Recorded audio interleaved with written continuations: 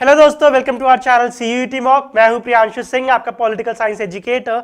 And आज के video में हम डिस्कस करेंगे 2024 में जो पॉलिटिकल साइंस का क्वेश्चन पेपर पूछा गया था आपके सीयूईटी एग्जाम में। अब बच्चों, मैंने आपको कई बारी बोला है कि सीयूईटी एग्जाम में अच्छे नंबर स्कोर करने के लिए आपको 10 अलग अलग बुक्स पढ़ने की जरूरत नहीं है, ना ही आपको किसी स्पेसिफिक कोचिंग की जरूरत है। आपको सिर्फ करना क्या है, आपको अपने एनसीईआरटी को बहुत डिटेल से, बहुत अच्छे से पढ़ना है। उसके किसी भी बॉक्स को, किसी भी इमेज को, किसी भी कार्टून को स्किप नहीं करना है, क्योंकि सीयूईटी एग्जाम में आपसे थॉरली एनसीईआरटी से ही क्वेश्चंस पूछे जा रहे हैं। एंड आज की ये वीडियो देखने के बाद आपका ये जो पॉइंट है वो अच्छे से क्लियर हो जाएगा कि आपको सिर्फ एनसीईआरटी ही डिटेल में पढ़नी है अगर आपको सीयूईटी एग्जाम में अच्छे नंबर स्कोर कर रहे हैं। सो इस वीडियो में हम डिस्कस करेंगे 2024 में पॉलिटिकल साइंस का जो सीयूईटी का क्वेश्चन पेपर आया था वो, एंड साथ साथ मैं आपको उस क्वेश्चन का आंसर बताऊंगा एंड ये भी बताऊंगा कि ये क्वेश्चन आपको एनसीईआरटी से कहां से पूछा गया है। तो जल्दी से बढ़ते हैं हमारे क्वेश्चन की ओर। द फर्स्ट क्वेश्चन इज कि आपको एक कार्टून दिया हुआ है एंड इससे रिलेटेड आपको क्वेश्चंस पूछे गए। जैसे आपके पैसेज बेस्ड क्वेश्चन आते हैं वैसे आपके कार्टून या इमेज या मैप बेस्ड क्वेश्चन भी सीयूईटी एग्जाम में पूछे जाते हैं। सो ये जो पहला क्वेश्चन है वो आपका कार्टून बेस्ड यानी इमेज बेस्ड क्वेश्चन है। The question is who is the cartoonist of the given picture, जो आपको आपकी स्क्रीन के ऊपर दिखाई दे रही है। And the correct answer is option number 2, Keshav. अब बात करते हैं कि ये किस चैप्टर से पूछा गया है ये क्वेश्चन। सो जो आपका चैप्टर है कंटेम्प्रेरी सेंटर्स ऑफ पावर, उससे पूछा गया है। पेज नंबर 21 पे आपको ये कार्टून दिख जाएगा एंड इस कार्टून के नीचे लिखा है केशव द हिंदू, यानी ये कार्टून को बनाया किसने है, केशव ने बनाया। द हिंदू में ये पब्लिश हुआ है। सो the correct answer is option number 3, that is option number 2, that is Keshav. अब बेसिकली आपको ये क्वेश्चन से तो बिल्कुल क्लियर हो गया होगा कि इवन जो कार्टून्स है एनसीईआरटी में वो बहुत ज्यादा इंपॉर्टेंट है, क्योंकि सीधा आपसे कार्टून के बेसिस पे क्वेश्चन पूछ ले, वो भी एक नहीं 5-5 क्वेश्चन पूछे हैं। आगे डिस्कस करते हैं उनको। Next question is who was the prime minister of India when India adopted the Act East policy? So again coming back to the same cartoon, answer है option number 4, Narendra Modi. Answer number 4 Narendra Modi क्यों है, क्योंकि act east policy जो है वो हमारा 2014 से start हुआ है। एंड वी नो दैट कि 2014 में इंडिया के प्राइम मिनिस्टर कौन थे, नरेंद्र मोदी जी, इसलिए इसका करेक्ट आंसर होगा Narendra Modi, that is option number 4। Next question is which of the following forums have been created by ASEAN countries for investment, labor and services agreements with other countries? So the correct answer is option number 3, FTA। Again same chapter से contemporary centers of power से आपसे ये question पूछा गया है। And अगर check करें कि एग्जैक्टली आपसे कहाँ से पूछा गया है, so you can see that इसी कार्टून के सामने जो इमेज है, economic community would also like to improve the existing ASEAN dispute settlement mechanism to resolve economic disputes. ASEAN is focused on creating a free trade area for investment, labour and services. The US and China have already moved fast to negotiate FTAs with ASEAN. So ये जो statement है आपका, जो highlighted text आपको दिख रहा है, इसके बेस पर आपसे क्वेश्चन पूछा गया था, question number 3। Next question is name the person in this picture. So इस पिक्चर में जो पर्सन है वो आपको देख के पता लग रहा होगा कि इंडिया के प्राइम मिनिस्टर है। कौन है ये prime minister, he is Manmohan Singh, doctor Manmohan Singh. So the correct answer is option number 3, doctor Manmohan Singh. बढ़ते हैं नेक्स्ट क्वेश्चन की ओर। सो नेक्स्ट क्वेश्चन आपका एक पैसेज बेस्ड क्वेश्चन है। आपको एक पैसेज दे रखा है एंड इसके बेस पर आपसे ओवरऑल 5 क्वेश्चंस पूछे गए हैं सीयूईटी एग्जाम में। ये जो क्वेश्चन है ये पूछा गया है आपसे इंटरनेशनल ऑर्गेनाइजेशंस चैप्टर से, जिसकी फर्स्ट लाइन है we should keep in mind that the membership of the UN Security Council was expanded from 11 to 15 in 1965। So हम एक बारी चेक करते हैं हमारा इंटरनेशनल ऑर्गेनाइजेशन चैप्टर। इसमें जब हम पेज नंबर 57 पे आएंगे, सो वी कैन सी ये जो पैसेज है, जो लास्ट पैराग्राफ है आपका इस पेज पे on the left hand side, तो इसके यहां से आपका ये पैसेज उठाया गया है एंड उसके बेस पर आपसे 5 क्वेश्चंस पूछे गए हैं। First question is which of the following country wishes to be a permanent member in the UN. So इसका करेक्ट आंसर है ऑप्शन नंबर 3, क्योंकि चाइना, यूएस एंड फ्रांस तो ऑलरेडी परमानेंट मेंबर है यूएन के, तो उस बचता ही क्या है इनमें से, India. So India itself wishes to be a permanent member in the United Nations. ठीक है।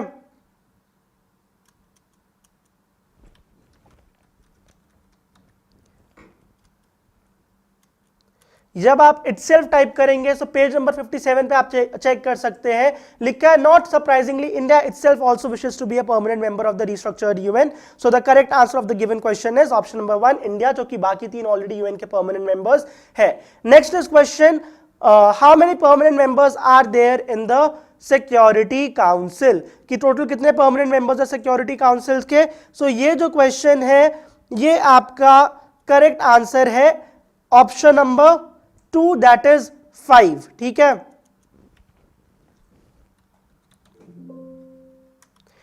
जब आप इसी चैप्टर में चेक करेंगे so you will be able to see on page number 50 कि in the UN Security Council there are 5 permanent members, so this gives you the answer कि NCERT book से ही आपसे क्वेश्चन पूछे जा रहे हैं, जो सिंपल लाइंस दे रखी है उनके ऊपर उन्होंने MCQs बना रखे हैं। सो आपको अपने NCERT को बहुत थॉरली पढ़ना है to answer every question. Next is any plan for restructuring of the security council should be. So ये बहुत ईजी है, क्यों? क्योंकि ना सिर्फ एनसीईआरटी, इवन आपको पैसेज से भी तो डायरेक्टली आंसर्स मिल जाएंगे। सो अगर आप इस पैसेज के बेस पे रीड करके आंसर करना चाह रहे हैं, so you can clearly answer कि any plan restructuring of the security council should therefore be broad based, that is option number 4 इसका करेक्ट आंसर है, ठीक है। Next is what is India's position on restructuring of the security council. So correct answer इसका option number 2, it supports an increase in the number of both permanent and non permanent members. Check करते हैं इस question को exactly इन्होंने कहां से उठाया है। सो पेज नंबर 57 में जो India and the UN reforms वाला आपका टॉपिक है, उसमें WTA वाली इमेज के जस्ट नीचे जो फर्स्ट लाइन है, यहां से आपका ये आंसर क्वेश्चन पूछा गया है, एंड इसका आंसर भी यहीं पे, that India supports an increase in the number of both permanent and non permanent members. Next question is when was the membership of the UN Security Council expanded from 11 to 15? So the correct answer is option number 3, 1965। जब हम again same topic को read करते हैं, India and the UN reforms, इसमें last paragraph जो है इसके अंदर आपको ये आंसर दिख जाएगा। सिक्योरिटी काउंसिल की जो लेंथ है, मेंबरशिप है, वो 11 to 15 इंक्रीज कर गई थी 1965 के अंदर, जो आपकी स्क्रीन पे येलो रंग में आपको हाईलाइटेड दिख रहा है। Next question is when the culture of a politically and economically dominant society influences a less powerful society, it is known as। so ये क्वेश्चन आपसे कहां से पूछा गया है? ये आपसे ग्लोबलाइजेशन चैप्टर से ये क्वेश्चन पूछा गया है, ठीक है। एंड इसके अंदर जब आप ये टॉपिक पढ़ते हैं कल्चरल कॉन्सिक्वेंसेस, सो उसके अंदर आप पढ़ेंगे एक line, that the cultural effect of globalisation lead to the fear that this process possess a threat to cultures in the world. It does so because globalization lead to a uniform culture of or what is called cultural homogenization। and इसके आगे जब आप इसी topic को आगे read करते हैं, so you will be able to read, thus the culture of the politically and economically dominant society leaves the imprint on a less powerful society and the world begins to look more like the dominant power wishes it to be। so इस question का correct answer is cultural homogenization। Next question is Atal Bihari Vajpayee had the portfolio of dash in Morarji Desai's union government। so correct answer is option number 3, external affairs minister। and ये question आपसे पूछा गया है India's external relations जो chapter है उससे पूछा गया है।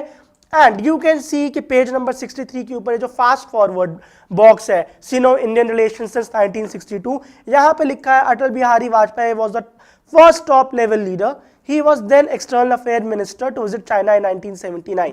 so यहां से आपको इस क्वेश्चन का आंसर तो मिल गया, आपको ये क्लियर हो गया होगा कि हाँ ये जो बॉक्सेस है एनसीईआरटी के अंदर ये भी बहुत ज्यादा इंपॉर्टेंट है, इनसे क्वेश्चन पूछे जा रहे हैं। एक क्वेश्चन आपने अभी जस्ट रीड कराया है जिसकी मैं एक्सप्लेनेशन आपको प्रोवाइड कर रहा हूं। सो इसमें ये लिखा है कि अटल बिहारी वाजपेयी 1979 में चाइना को विजिट करते हैं, एंड वो उस टाइम पे एक्सटर्नल अफेयर मिनिस्टर थे।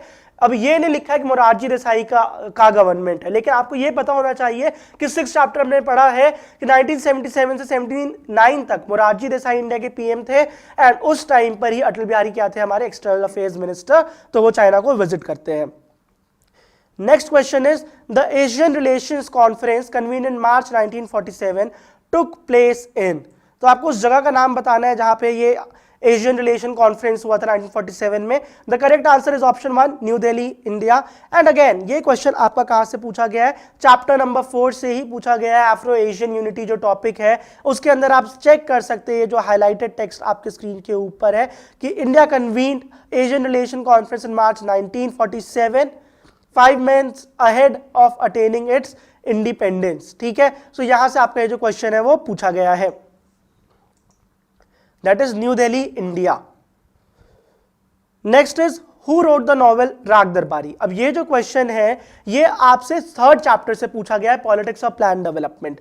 बट अगर आप प्रेजेंटली 3rd चैप्टर को जाकर चेक करेंगे, हमारा जो 3rd बुक है उसके अंदर, so you won't be able to find कि इसके अंदर कुछ आपको राग दरबारी जैसा दिख रहा है। क्यों? क्योंकि ये जो कंटेंट है वो आपके एनसीईआरटी से फिलहाल रैशनलाइज कंटेंट जो है उससे निकाल दिया गया है। सो अगर आपको इस क्वेश्चन का आंसर जानना है हु रोट द नॉवेल राग दरबारी, so it is important, it is crucial कि आपने जो नॉन रैशनलाइज्ड कंटेंट है उस पर भी एक बार नजर मारी हो, क्योंकि वहां से भी आपसे क्वेश्चंस पूछे गए हैं। आई विल शो यू। ये है हमारी नॉन रैशनलाइज्ड जो एनसीईआरटी की बुक है वो। ठीक है, एंड इस बुक में चैप्टर नंबर 3 पे जब आप राग दरबारी सर्च करते हैं तो अगेन एक छोटे से ब्लॉक के अंदर पेज नंबर 58 पे government campaign reaches the village, यहां पे आपको मिल जाएगा that extracts of the translation from राग दरबारी बाय श्रीलाल शुक्ला। तो ये क्वेश्चन आपके चैप्टर 3 से पूछा गया है, जो नॉन रैशनलाइज्ड एनसीईआरटी था वहां से, एंड इसका करेक्ट आंसर है option number 3।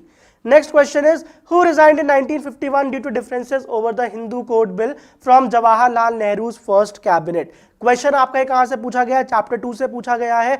Era of one party dominance, correct answer है option number 2, doctor Bhimrao Ambedkar. And जब हम हमारा सेकंड चैप्टर खोलते हैं, ये जो बॉक्स दे रखा है भीमराव अंबेडकर जी के बारे में, इसके अंदर इंफॉर्मेशन दे रखी है, सो इसके अंदर आपका लिखा हुआ है कि resigned in 1951 due to differences over the Hindu Code Bill. किसके बारे में बात कर रहे हैं? बाबा साहेब भीमराव रामजी अंबेडकर जी के बारे में ये बात कर रहे हैं। सो यहां से आपसे क्वेश्चन पूछा गया। अगेन छोटे छोटे बॉक्सेस से बहुत सारे क्वेश्चंस आ रहे हैं। आई होप आपको अब तक ये समझ में आ गया होगा कि आपको इन बॉक्सेस को बहुत अच्छे से रीड करना है। इसी तरह नेक्स्ट क्वेश्चन है हमारा, which country joined the SEATO and CENTO in 1954 and 1955? So correct answer is option number 4, Pakistan. And ये पूछा गया है आपके कंटेम्प्रेरी साउथ एशिया चैप्टर से। I will show you from where they have asked you.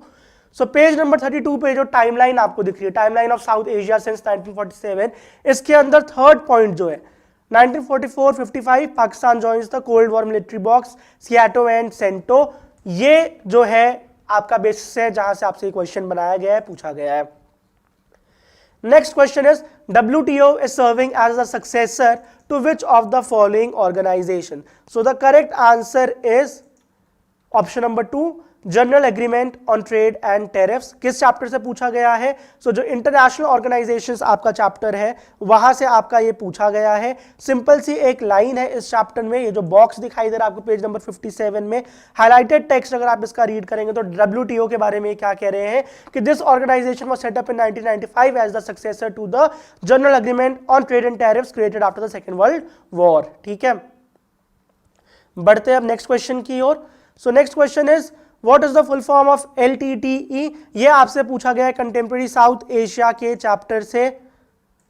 And यहां पे जब आप इस चैप्टर में श्रीलंका का टॉपिक पढ़ेंगे so there you can see कि LTTE के बारे में जो है वो इंफॉर्मेशन दे रखी है।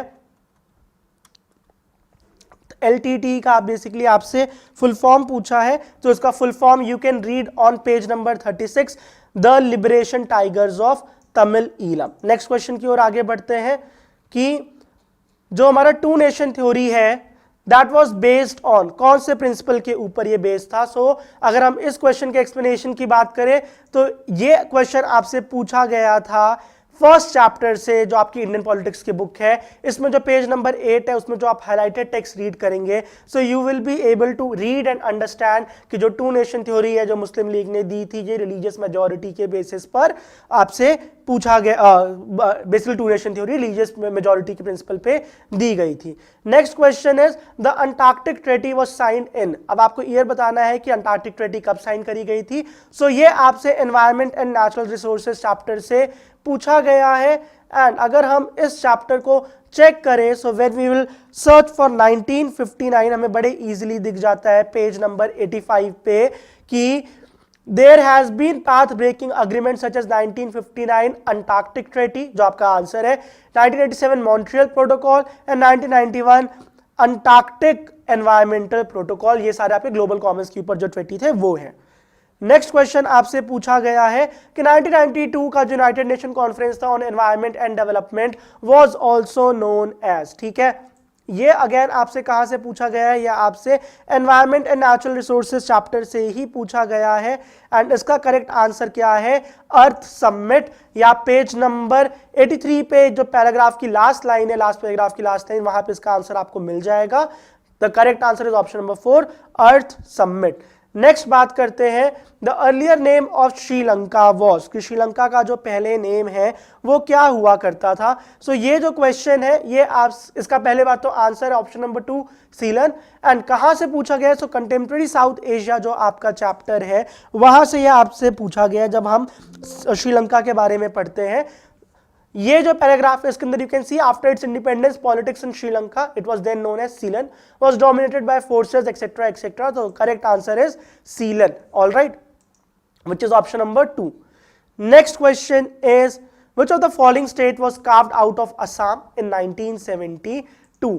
सो इसका करेक्ट आंसर है ऑप्शन नंबर 2 मेघालय। कहां से पूछा गया है, सो ये आपसे फर्स्ट चैप्टर से पूछा गया है, ठीक है, कि जब फास्ट फॉरवर्ड है जो आप बॉक्स पढ़ते हैं फर्स्ट चैप्टर में पेज नंबर 23 पे, सो उसके अंदर आपको दिखेगा कि कई सारे स्टेट्स के फॉर्मेशन के बारे में बताया गया है, जिसके अंदर लिखा है Meghalaya was carved out of Assam in 1972। यहां से क्वेश्चन पूछा गया है आपसे, अगेन फास्ट फॉरवर्ड जो आपका ब्लॉक है, छोटा सा एक पैसेज है, एक पैराग्राफ है, एक छोटा सा बॉक्स है जो आपसे फर्स्ट चैप्टर में दिया हुआ है। अगर किसी ने इसको इग्नोर करा है तो वो इन सारे क्वेश्चंस का आंसर नहीं दे सकता है। सो मैं 10 बारी कह रहा हूं कि ज्यादा से ज्यादा आप मॉक्स लगाइए, एनसीईआरटी को डिटेल में पढ़िए ताकि आप हर एक तरह के क्वेश्चन को समझ सके एंड जब एग्जाम में आप उसको देखें अपने नजर के सामने तो आप फटाफट उसका आंसर मार्क करके नेक्स्ट क्वेश्चन पे प्रोसीड कर सके।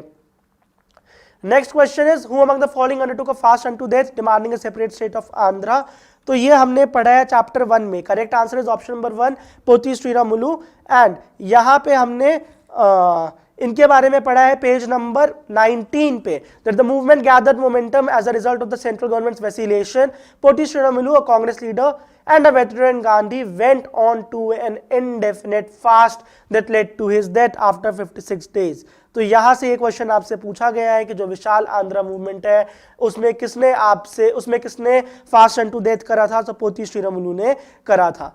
Next question is who among the following was the first secretary general of the United Nations organization। 4 option में से करेक्ट आंसर है option number 3 ट्राइजवे Lee.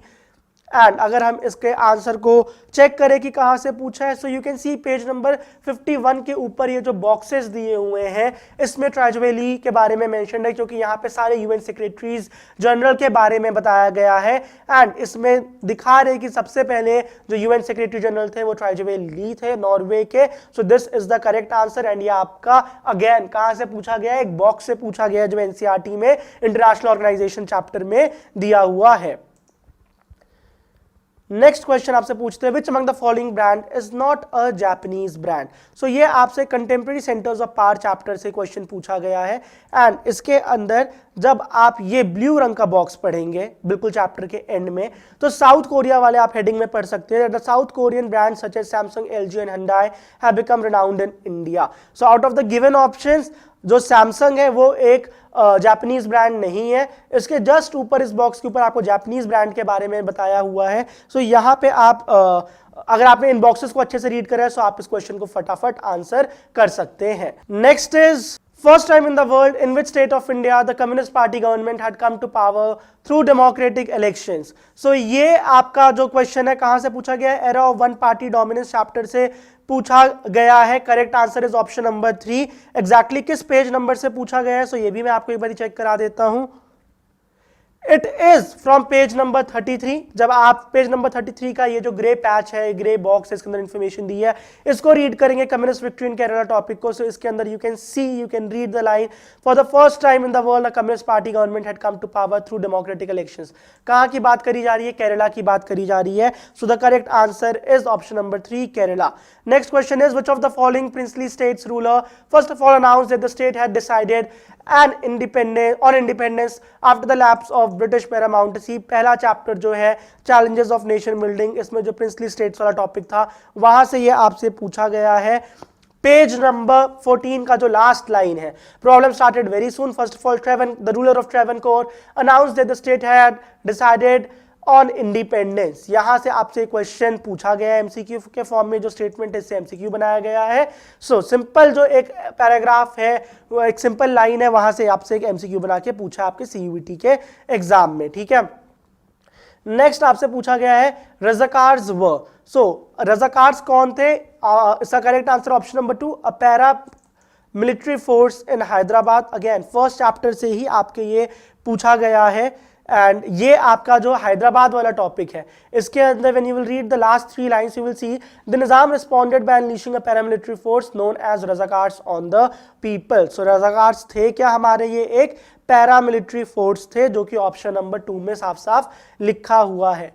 Next question is कि आपसे match the following जो है वो पूछा गया है कि ये जो आपको दिख रहे हैं दो लिस्ट, इसके अंदर 2 स्टेट्स के नाम दिए हुए हैं and you have to tell, एक साइड आपको स्टेट्स के नाम दिए, एक साइड आपको ईयर्स के नाम दिए गए हैं एंड आपको बताना कि कौन सा स्टेट कौन से ईयर में बना है। So again challenges of nation building chapter से आपसे ये पूछा गया है। कहाँ से पूछा गया है? सो जब बिल्कुल लास्ट में फास्ट फॉरवर्ड वाला जो है creation of new states topic जो है, इसके अंदर आपसे पूछा गया है पंजाब आपका बना है 1966 में, 1972 के अंदर आपके मणिपुर, मेघालय, त्रिपुरा ये सारे बने हैं, 2000 में आपका झारखंड, छत्तीसगढ़, उत्तराखंड बना है। तो यहां से आपका एक क्वेश्चन पूछा गया है।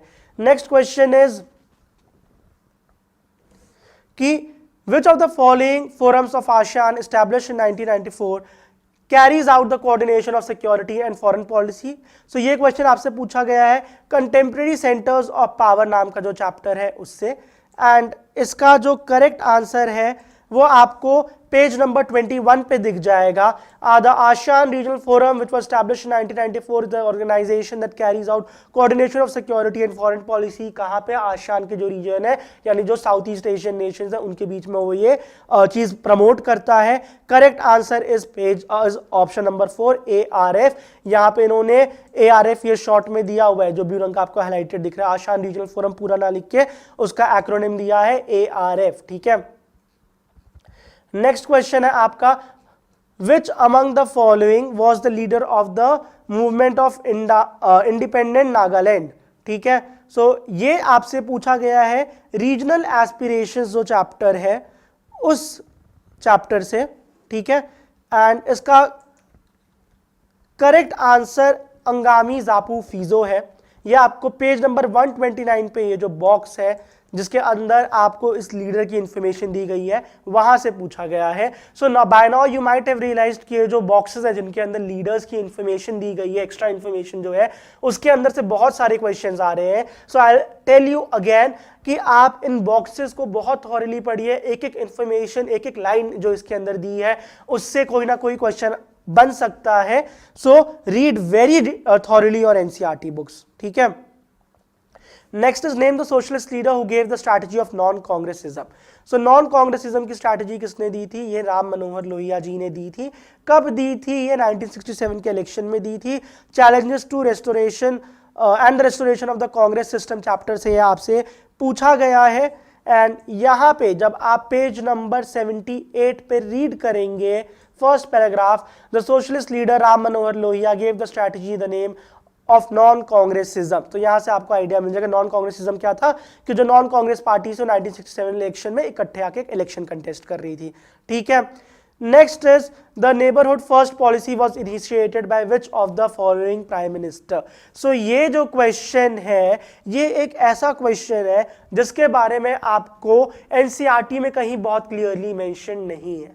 सो ये क्वेश्चन अगर आपका एक सीयूईटी एग्जाम में आपके 50 क्वेश्चंस पूछे जा रहे हैं, तो जितने भी क्वेश्चंस पूछे जा रहे हैं मैक्सिमम क्वेश्चंस तो है 99% क्वेश्चंस आपके एनसीईआरटी बुक से ही पूछे जा रहे हैं। बट एक या दो क्वेश्चन ऐसा हो सकता है किसी ना किसी पेपर में जिसके अंदर कोई एक आधा क्वेश्चन ऐसा है जो डायरेक्टली एनसीईआरटी से नहीं पूछा गया है। बेसिकली ये क्वेश्चन उन्हीं क्वेश्चंस में से एक है। सो आप क्या कर सकते हैं कि अगर आप ये जो एक दो क्वेश्चन बाहर से पूछे जा रहे हैं, आप उनके लिए बहुत सारी बुक्स पढ़ रहे हैं, 8-10 बुक्स पढ़ रहे हैं, या फिर अलग अलग वेबसाइट पर जाकर एक्स्ट्रा इंफॉर्मेशन पढ़ रहे हैं, उसके चक्कर में क्या हो जाएगा कि जो आपके एनसीईआरटी से रिमेनिंग 40, 45, 50, 47, 48 क्वेश्चंस पूछे जा रहे हैं, आप उनको ढंग से रिवाइज नहीं कर पाएंगे, जिसकी वजह से आप वहां पे भी नंबर लूज कर देंगे। ये जो क्वेश्चन अगर ये डायरेक्टली आपके एनसीईआरटी से नहीं पूछा गया है, तो ये सिर्फ आपके लिए एक न्यू क्वेश्चन नहीं है, ये बाकी बच्चों के लिए भी न्यू क्वेश्चन है। So you have to be very smart when you are attempting your questions कि जिन क्वेश्चन को अटेम्प्ट करने की जरूरत है उन्हीं को अटेम्प्ट करो ताकि आप ज्यादा से ज्यादा स्कोर कर सके। सो इसका वैसे करेक्ट आंसर है नरेंद्र मोदी।